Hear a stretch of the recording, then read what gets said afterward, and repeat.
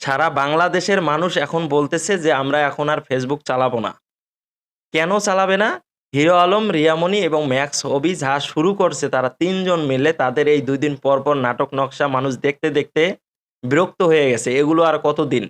এভাবে আর কতদিন চলবে? এখন অনেকেই বলতেছে যে হিরো আলম নাকি নাটক করতেছে।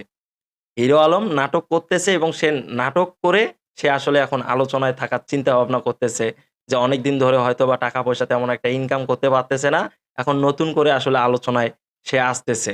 আমরা দেখলাম যে এর আগে হিরো আলম তার এই রিয়ামণি যে স্ত্রী আছে সেই স্ত্রীকে বয়কট করলো। সারা বাংলাদেশের মিডিয়াকে ডেকে তার স্ত্রীকে বয়কট করলো এবং তাকে তালাক দিল। সবাই শুনেছে, সবাই জেনেছে। এরপরে দেখতেছি হিরো আলম নতুন, নতুন নায়িকা নিয়ে এসে কাজ করতেছে ভাই। নতুন, নতুন নায়িকা নিয়ে এসে কাজ করতেছে। এরপরে দেখলাম কি যে হিরো আলমের স্ত্রী রিয়ামণি সে ম্যাক্স অভির সাথে চলে গেল। আর ম্যাক্স অভির স্ত্রী চলে আসলো হিরো আলমের কাছে।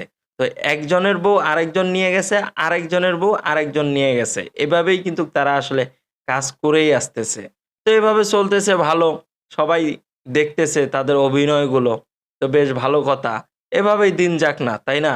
কিন্তু এভাবে ভাই কতদিন যাবে? এখন হিরো আলমের কথা যে হিরো আলমের হয়তোবা মন থেকে হয়তোবা রিয়ামণিকে অনেক ভালোবাসে, অনেক মনে প্রাণে ভালোবাসে। যে রিয়ামণি ম্যাক্স অভির সাথে যেভাবে অভিনয় গুলি করতেছে, যেভাবে শুটিং গুলি করতেছে, এগুলো এখন হয়তোবা হিরো আলমের অনেক ভালো লাগতেছে। যে আমার বউ আরেকজনের সাথে গিয়ে এত সুন্দর, সুন্দর কনটেন্ট, এত সুন্দর, সুন্দর নাচানাচির ভিডিও তৈরি করতেছে। শালার আমি কি করলাম? সে কিন্তু হয়তোবা এগুলো প্রকাশ করবে না।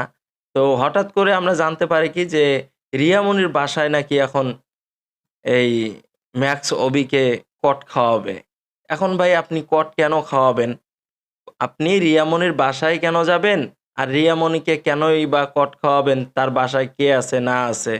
তারা যেহেতু ম্যাক্স অভি এবং রিয়ামণি তারা ২ জন কাজ করতেছে। এখন ম্যাক্স অভি রিয়ামণির বাসায় যাইতেই পারে। এটা স্বাভাবিক। অস্বাভাবিক কিছু না। এখন আমি আরেকজনের সাথে কাজ করি, তার বাসা আমি যাইতেই পারি। যাইতে পারি না? আপনার কাছে তো ওইরকম কোনো প্রমাণ নাই। আপনি কেন এদেরকে নিয়ে এত মানে বিশৃঙ্খলা আপনি করতেছেন? আপনাকে যারা এখন ফলো করতেছে এখন তারাই বলতেছে যে ভাই আমরা আর এনাদের জন্য আর Facebook চালাবো না। আর Facebook না চালালে আপনারা টাকা পয়সা ইনকাম করবেন কিভাবে? একটাবার ভাবুন তো। একটাবার ভাবুন। একটাবার ভাবুন, আপনি যদি রিয়ামণিকে নিতেই চান, আপনি ওইভাবে তাদের সাথে আলোচনা সমালোচনা করেন। করে তারপরে রিয়ামণিকে আপনার কাছে নিয়ে আসেন।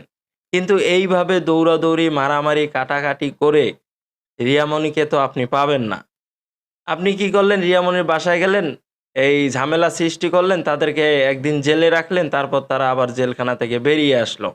এখন রিয়ামণির কথা হচ্ছে যে আমি কার সাথে সময় কাটাই, কার সাথে বিছানায় যাই, কার সাথে বারে যাই, এগুলো তো ভাই আপনার দেখার বিষয় না। আপনি সারা বাংলাদেশের মিডিয়াকে ডেকে আপনার বউকে আপনি বয়কট করেছিলেন। আপনার বউকে আপনি তালাক দিয়েছিলেন। তাহলে এখন কেন আপনি রিয়ামণির পেছনে দৌড়াচ্ছেন ভাই? এটাই তো বাংলাদেশের মানুষ এখন জানতে চায় আপনার কাছ থেকে। কেন এগুলো করতেছেন? কি জন্য করতেছেন? আপনাদের দর্শক এবং আমাদের দর্শক যারা আছে সবাই আসলে জানতে চায় আপনার কাছ থেকে। কেন আপনি এগুলো করতেছেন? কি কারণ? কি জন্য? একটু জানাবেন আমাদেরকে। তো ভাই সর্বশেষ আপনাকে একটা কথাই বলতে চাই, আপনি রিয়ামণির পেছনে দৌড়ায়েন না। রিয়ামণি খারাপ মেয়ে। সে ভালো মেয়ে না। আপনার নিজের মুখের কথা, রিয়ামণি বিভিন্ন বারে যায়, বিভিন্ন ছেলেদের সাথে মেলামেশা করে। সেখান থেকে আপনি তুলে নিয়ে এসে তাকে একটু ভালো করার চেষ্টা করেছিলেন। সে কিন্তু ভালো হয় নাই। সে আর ভালো হবে না এবং আপনি আর তার পেছনে দৌড়াদৌড়ি কইরেন না। বাংলাদেশের মানুষ এগুলো আর দেখতে চায় না ভাই।